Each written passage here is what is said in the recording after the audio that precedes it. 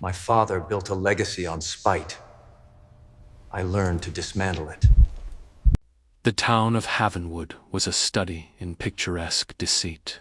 On the surface, it was all manicured lawns, white picket fences, and the gentle chime of church bells. But beneath that flawless veneer, the town was owned body and soul by one name, Sterling. And at the heart of the Sterling Empire sat Patriarch Arthur Sterling, a man whose kindness was as meticulously controlled as his sprawling manufacturing business. Arthur was a legend, a philanthropist, a man whose hands built half the factories and funded the other half of the town's library. He was also a man who unknowingly carried a deadly, festering wound within his own homo wound inflicted by a legacy of cold, calculated indifference. Arthur Sterling's study, the nerve center of his existence, was where the truth of his demise was first discovered.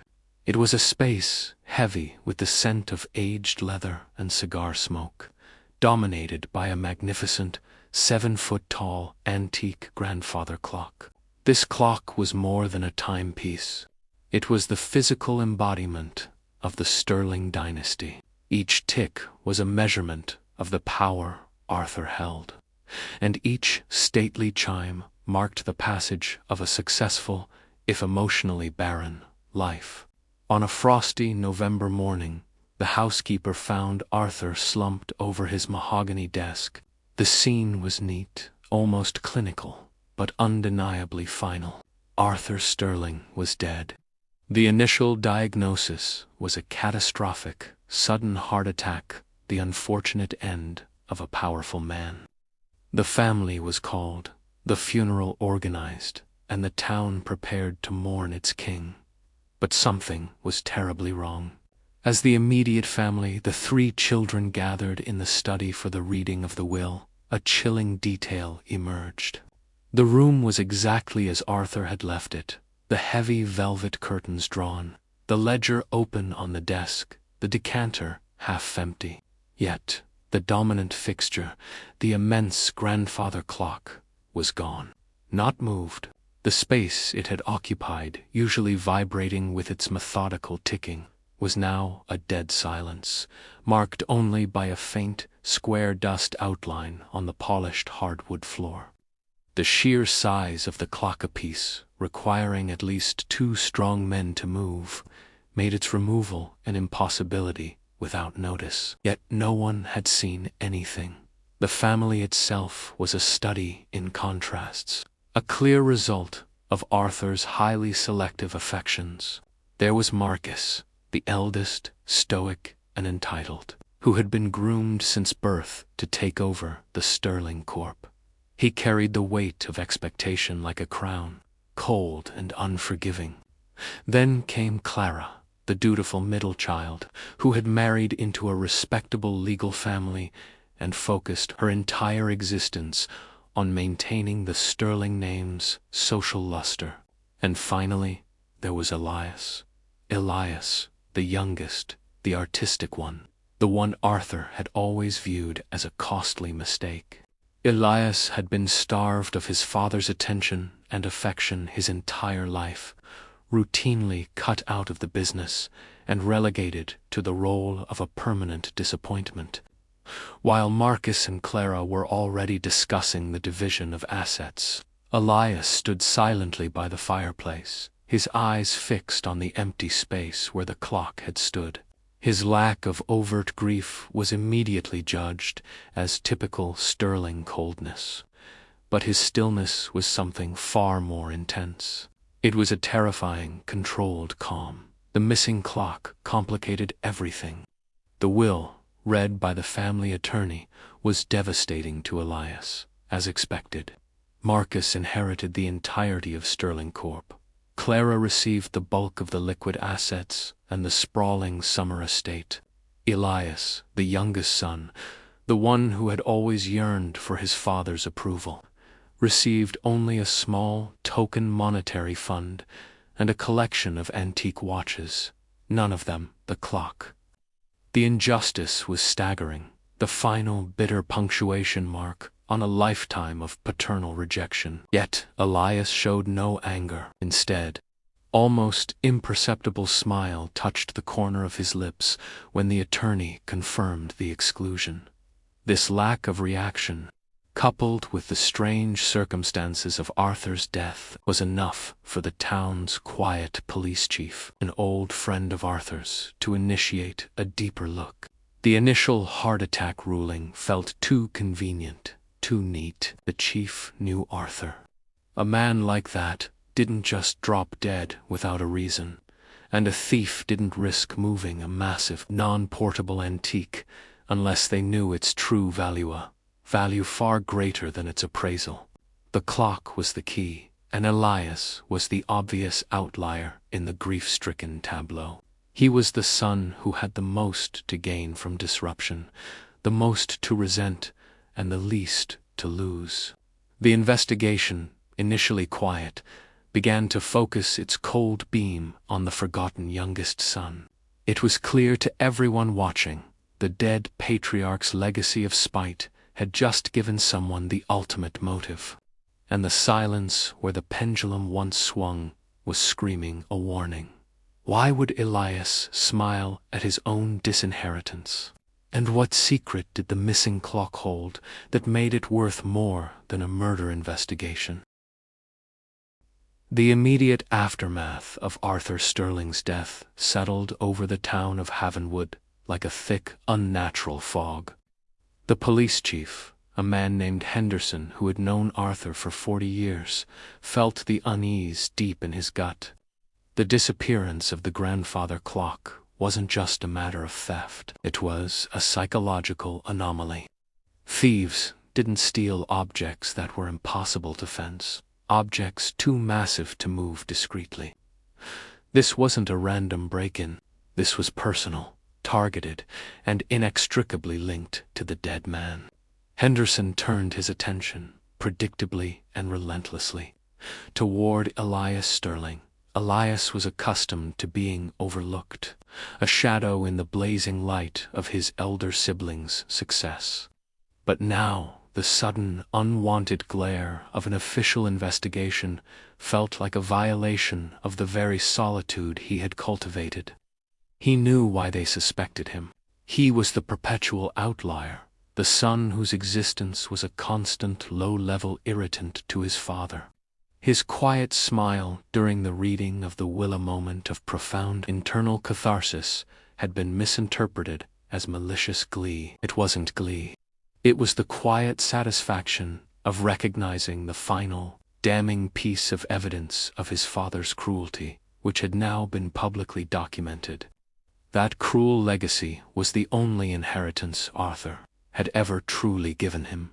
Henderson's interviews with the family were illuminating, painting a stark portrait of the Sterling home's emotional landscape.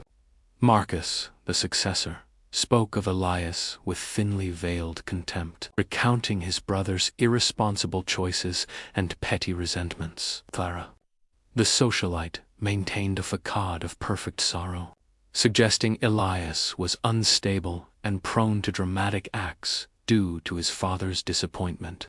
Every word spoken about Elias only reinforced the narrative Arthur had constructed for decades. He was the weak link, the black sheep, the one capable of irrational, destructive behavior. They had all been manipulated, conditioned to view Elias as a secondary human being, and now they offered that toxic conditioning as evidence of his guilt. Meanwhile, Elias began his own quiet, deliberate investigation. He wasn't searching for the missing clock. He was searching for the mechanism, the intricate psychological gears that had turned his father's actions. He started, not in the study, but in the cluttered attic, a neglected space of childhood artifacts and forgotten documents.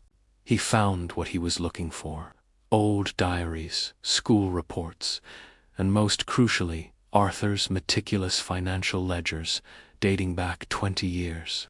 These weren't just business records. They were a roadmap of manipulation. Arthur hadn't just neglected Elias. He had systematically undermined him. Every small business venture Elias attempted, every art school application, every loan requests Arthur had covertly sabotaged them, using his influence and wealth to ensure his youngest son failed, thereby justifying his low estimation of him. The father hadn't merely disapproved, he had actively, ruthlessly destroyed his son's opportunities under the guise of tough love. This discovery was the fire that forged Ilias's resolve.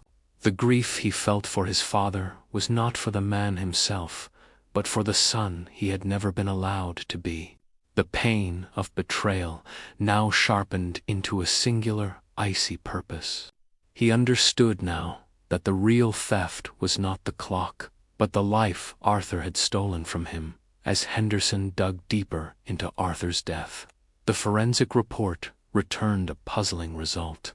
While the primary cause was indeed a massive coronary event, the toxicology report showed trace amounts of a powerful, fast-acting sedative, not enough to be fatal on its own, but enough to drastically lower Arthur's heart rate and blood pressure while he slept.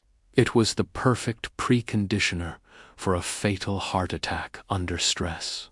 This was no simple, natural death. This was a sophisticated, planned killing.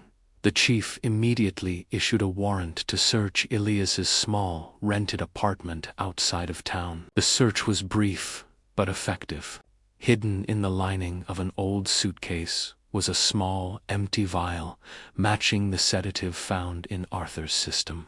Elias had no explanation, no alibi that stood up to scrutiny, and a motive, the disinheritance, that was screamingly obvious.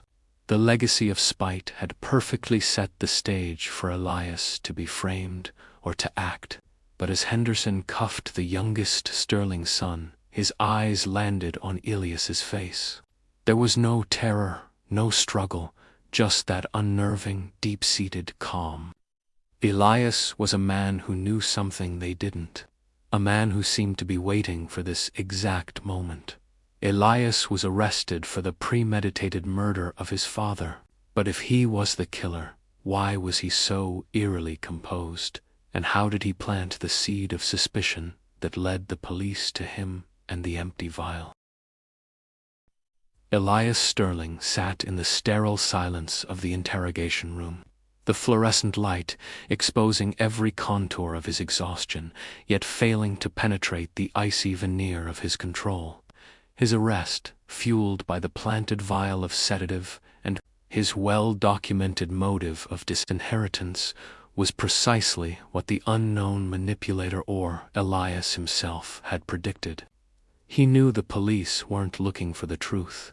They were looking for the easiest, most convenient narrative, and Elias, the scorned artist, fit the role of the resentful killer perfectly. The Chief Henderson watched him through the mirrored glass, convinced he had cracked the case wide open, satisfying the powerful Sterling family's silent demand for a swift resolution. But Elias wasn't preparing a defense, he was executing a plan. The discovery in the attic, the decades of financial documents proving his father's systemic sabotage, had fundamentally shifted his understanding of Arthur. Arthur Sterling wasn't just a distant, unloving father. He was a cold, calculating architect of his own son's failure. This knowledge had extinguished the last ember of Elias's filial pity and replaced it with a burning, surgical clarity. He allowed himself to be arrested, knowing the move was necessary to draw the real targets Marcus and Claire out of the shadows, forcing them to relax and make mistakes. Meanwhile, Marcus and Clara, now the undisputed inheritors of the Sterling legacy, moved quickly to consolidate their power. Marcus took over the corporation with an air of triumphant finality, while Clara busied herself planning a lavish memorial service, carefully curating Arthur's image as a flawless pillar of the community. Their shared relief at Ilias's incarceration was palpable, a thinly veiled celebration over the removal of the only awkward, unpredictable element in their carefully constructed world. They believed the narrative. Elias was the killer, driven mad by envy. They failed to notice the subtle, deepening cracks in their own partnership. The underlying tension that decades of vying for Arthur's limited approval had created. The investigation into the missing grandfather clock had stalled entirely. It was officially classified as a secondary crime, the theft of an artifact by the presumed killer, Elias, perhaps as a twisted trophy. But Elias knew the truth of the clock was far more complex. It wasn't just a trophy, it was the key. In the months leading up to Arthur's death, Elias had spent hours studying the clock's history. He discovered it was commissioned over 100 years ago, not just as a timepiece, but as a family safe, a magnificent facadement for a secret compartment, common practice among wealthy industrialists of that era to hide sensitive documents. During his brief, permitted visitation, with his defense attorney, a public defender who saw him as an open and shut case, Elias conveyed his instructions using coded language, referencing old, obscure family anecdotes that only his attorney, surprisingly, understood. He didn't ask the attorney to clear his name. He asked him to investigate the clock's true purpose. He revealed that he had known Arthur was planning to change his will one last time, a final act of psychological cruelty, not against Elias, but against Marcus. Arthur had secretly learned that Marcus had been embezzling from Sterling Corp for years and was preparing to expose him, but was tragically and conveniently killed before the revised will could be officially signed. This detail transformed the entire case. It meant the motive was no longer Elias's disinheritance. It was Marcus's imminent disgrace and ruin. The killer hadn't sought to punish Arthur. They had sought to silence him and protect their fraudulent inheritance, and the killer hadn't stolen the clock for its monetary value. They had stolen it to destroy the evidence hidden within its secret mechanism Arthur would have used to expose Marcus. Elias's plan was now crystal clear. He needed to remain framed, to act as the perfect, immobile scapegoat, while his subtle instructions set events in motion outside the jail walls. The focus on him kept the police distracted, and Marcus and Clara complacent. He realized that the person who planted the sedative vial and framed him must have been an accomplice to Marcus, someone intimately familiar with the family's toxic dynamics and Elias's history of resentment. Elias needed the clock, or what was in it. As Elias was formally charged with murder, he was transported to a high-security holding facility. The drive took him past the familiar, cold landscape of Havenwood, past the Sterling Corp headquarters where Marcus now sat as CEO. In that moment of transit, Elias felt a strange sense of victory. His father had orchestrated his own son's misery, but by doing so, Arthur had unwittingly given Elias the perfect shield and the perfect motivation for revenge.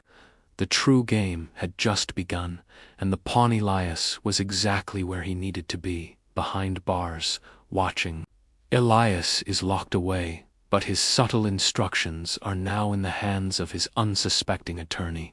Will the attorney discover the clock's hidden compartment before Marcus realizes the evidence it holds?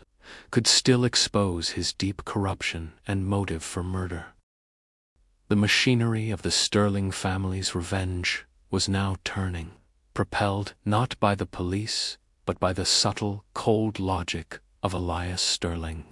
Confined to a concrete cell, Elias became the eye of the storm, his calculated silence amplifying the chaos outside. His public defender, Mr. Harrison, a man initially cynical about the case, found himself drawn into the strange, coded mission Elias had entrusted him with. The cryptic references to the old count and the watchmaker's fault pointed Harrison not to a simple defense strategy, but to the grandfather clock itself.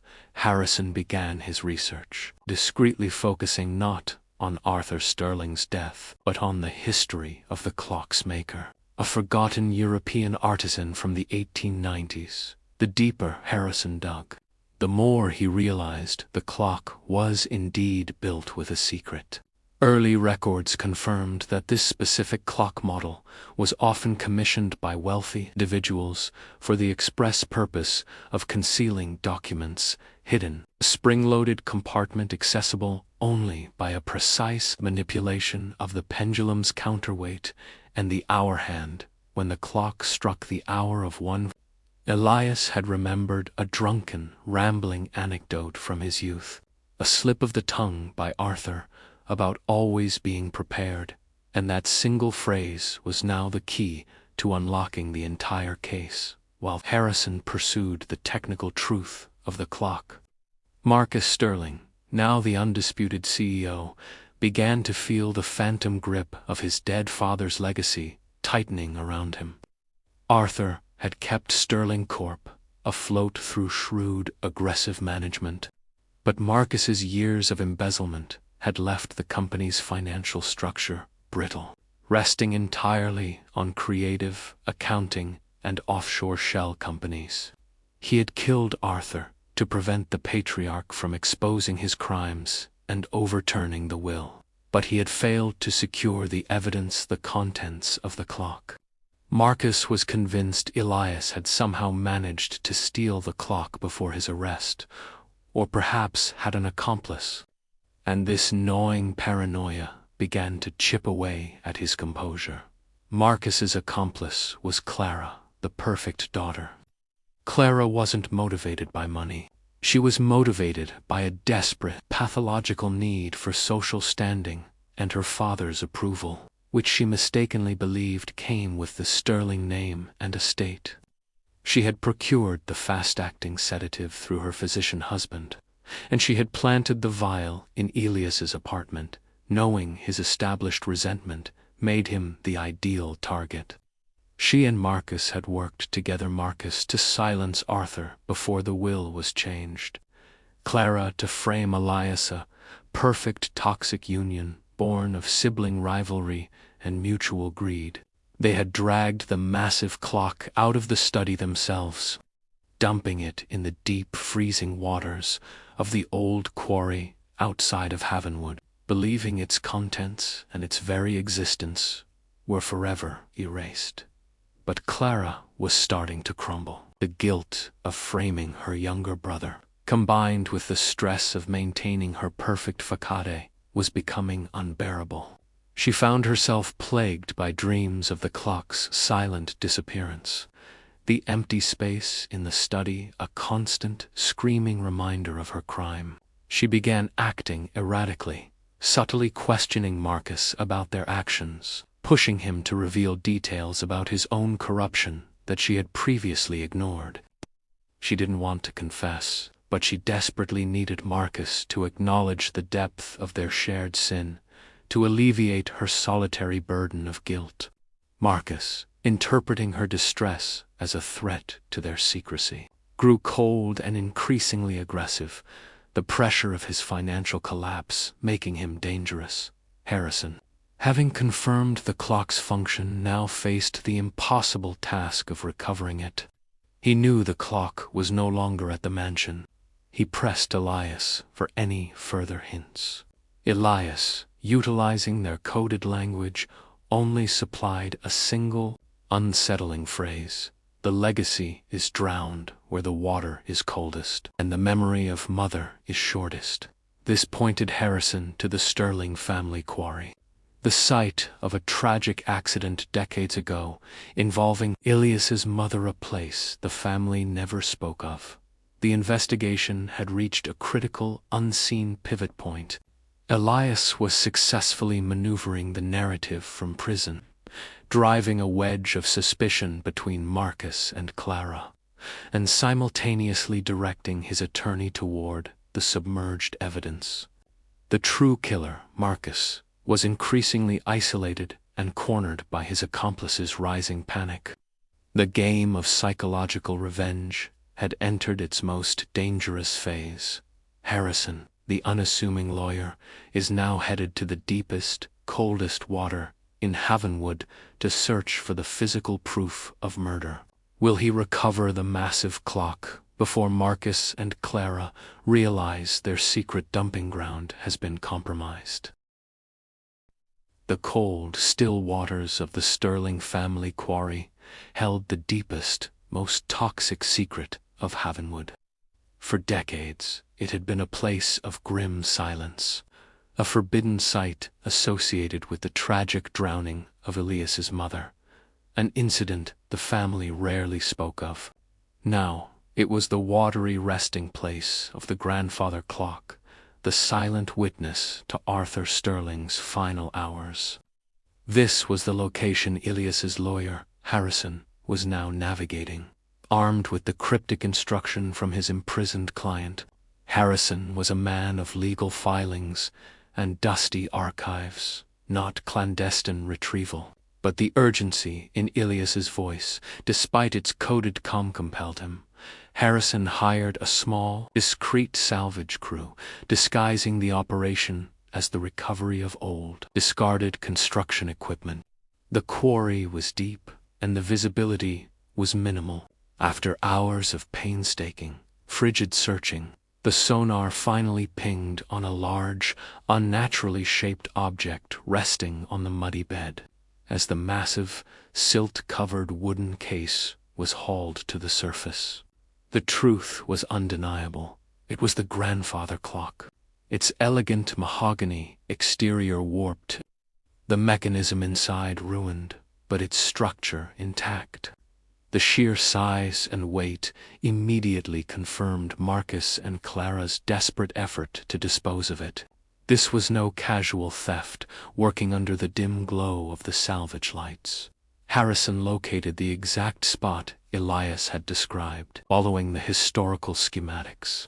He carefully manipulated the rusted pendulum counterweight and the hands, setting them to the 1 o'clock position.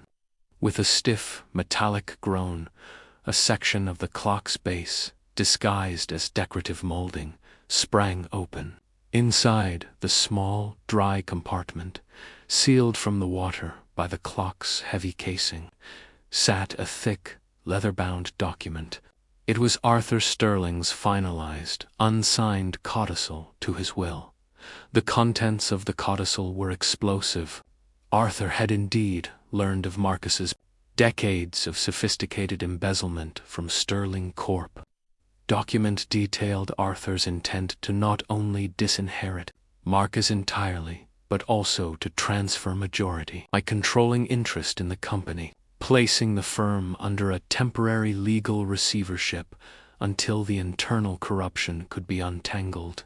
Arthur's final act wasn't just spite. It was a scorched earth strategy to punish his fraudulent heir, and it confirmed Marcus's direct, overwhelming motive for murder. The codicil also included a final, unexpected bequest to Elias, an apology written on the final page, expressing regret for his lifelong emotional neglect and bequeathing Elias not more money, but the original, hand-drawn architectural plans for the entire Sterling manufacturing complex, a complex Elias, as an artist, had always admired for its engineering brilliance. It was a partial, bittersweet acknowledgement of the son he had refused to see. Armed with this critical evidence, Harrison immediately secured the codicil and flew into motion, scheduling an urgent meeting with Chief Henderson. Henderson, already uneasy about the quick closure of Arthur's death and the strange calmness of Elias, was shaken by the lawyer's evidence, the toxicology report, the planting of the sedative vial, and now the retrieval of the evidence from the specific place. The family had hidden a terrible secret, all painted a clear picture of Marcus's guilt. Cleverly disguised by Clara's framing of Elias, the narrative had flipped entirely. Elias was not the resentful killer, but the framed victim of a sibling conspiracy. Meanwhile, Marcus, completely unaware that the clock had been recovered, had reached his breaking point. Clara's constant guilt-ridden questioning had devolved into open hostility in a terrifying private confrontation in the mansion's conservatory. Marcus, paranoid and financially desperate, finally confessed the full depth of his actions. Not just the murder of Arthur, but the subtle, relentless psychological manipulation he and Clara had both practiced against Elias for years to maintain their status. He revealed that he had initially planned to murder both Arthur and Elias, believing the weakest son would eventually expose his fraud. But Clara had convinced him that framing Elias was the safer, cleaner way out. Clara was shattered, realizing her calculated crime had been built on a foundation of Marcus's far deeper, more destructive evil. Her desire for social approval and her hatred of Elias had blinded her to the fact that her perfect brother was a sociopath. She fled the conservatory in a panic, realizing she had traded a distant father's approval for life as an accessory to murder. As the sirens began to wail faintly in the distance, heading towards the mansion Henderson and his team were moving, Clara found herself staring at the empty space in the study, the place where the clock had stood. She understood with chilling clarity, silent for so long, was finally swinging back. The evidence is recovered. The true killer has confessed to his co-conspirator, and the police are closing in. But with the mansion surrounded, and Marcus knowing he's cornered, how will Elias, still locked away, ensure his final, calculated revenge provides the ultimate moral payoff? The Sterling mansion, once a bastion of old money refinement, was now surrounded. Blue and red lights pulsed through the frosty night air, casting garish, dancing shadows across the impeccably maintained facade. Chief Henderson, armed with the retrieved codicil and the lawyer Harrison's detailed testimony, led the charge. The evidence against Marcus was irrefutable. Motive established by the financial records. Method confirmed by the sedative. The retrieved codicil detailing Arthur's final ruinous intentions for his eldest son. The case had transformed from a simple patricide by a disgruntled son into a complex conspiracy fueled by corporate fraud and sibling betrayal. Inside the mansion, chaos reigned. Marcus Sterling, enraged and trapped, the scent of fear, mingled with old cigar smoke and expensive scotch, hung heavy in the air. He had just brutally confirmed his guilt to Clara, and now the sound of the approaching sirens was the soundtrack to his final, spectacular downfall. His carefully constructed life of power and entitlement was dissolving in real time, the direct consequence of his arrogance in believing he could control the narrative of his father's death. He realized too late that the most dangerous opponent wasn't the police chief, but the forgotten, quiet brother he had always despised. Clara, however, was gone. She had slipped out the back entrance while Marcus was consumed by his rage and the encroaching sirens. Her escape wasn't an act of self-preservation to avoid arrest, but a desperate, final act of moral cleansing. She drove to the local police station, finding it largely vacated due to the mobilization at the mansion. She sought out a junior officer and delivered a full, tearful confession, detailing her role in procuring the sedative and planting the vial in Ilias's apartment. She wasn't seeking mercy. She was seeking the crushing weight of justice. She had betrayed her father, her brother, and her own conscience, and the only way out was to pay the price. Back at the high-security facility, Elias was informed of the evening's dramatic developments. The recovery of the codicil, Marcus's imminent arrest. Clara's confessionate was all unfolding precisely as he had planned. a deadly, beautiful clockwork mechanism of revenge. His months of quiet suffering had achieved its purpose. He was free, exonerated by the confessions and evidence, but his freedom was secondary to the moral payoff he had engineered. Marcus, the golden child, would face financial ruin and a lifetime in prison for murder and fraud. Clara, the socialite, would face time and public disgrace for accessory and framing. Both were stripped of the legacy they had been so willing to kill and frame for. Elias was released just after dawn. He didn't return to his meager apartment or to the Sterling mansion. His first stop was the Havenwood police station to formally retrieve his belongings and the architectural plans, the strange final bequest from his father. It was a cold morning, and the town was waking up to the news of the spectacular scandal. The Sterling name, once a symbol of stability, was now irrevocably stained by betrayal and homicide. Later that day, Elias stood in Arthur Sterling's study. The room was now a crime scene, covered in evidence markers. But the emptiness where the clock had stood was still the loudest thing in the room. Wasn't savoring the silence. He was finally accepting the emotional truth of his life. His revenge wasn't born of greed, but of a profound, agonizing need to prove his father had been wrong, not about his capabilities, but about his fundamental worth, by exposing the corruption of the worthy heirs. Elias had revealed the moral bankruptcy of Arthur's entire legacy of selective love and corrosive spite. The moral payoff for Elias was not wealth or power, but validation.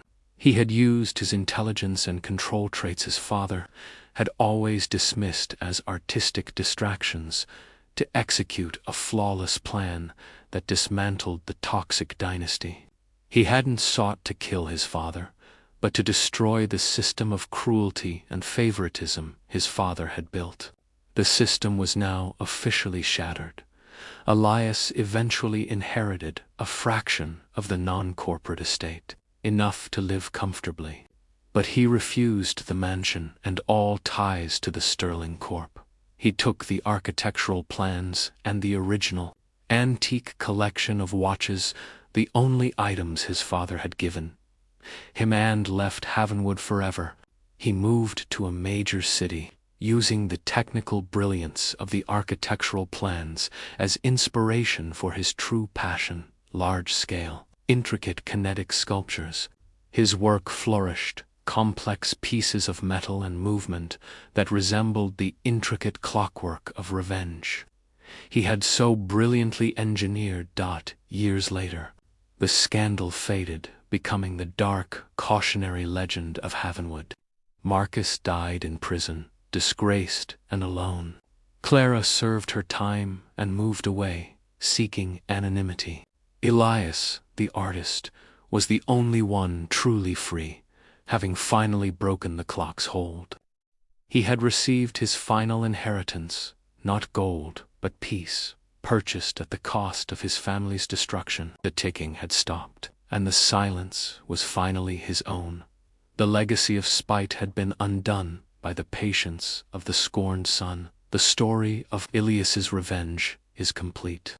But what chilling message did he leave for Marcus and Clara in the study before he walked away from the Sterling name forever?